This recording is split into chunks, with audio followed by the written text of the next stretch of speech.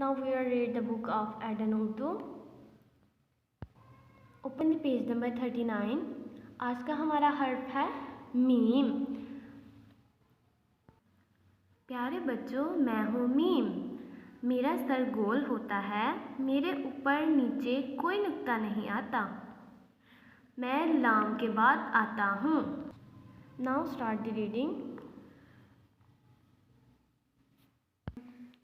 म मोर, म मोर, म मुर्गी, म मुर्गी, म मछली, म मछली, म माल्टा, म माल्टा। नाउ रीड विद मी।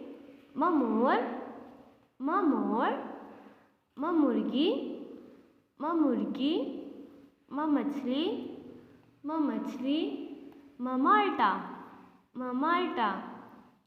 अब इसमें रंग भरें।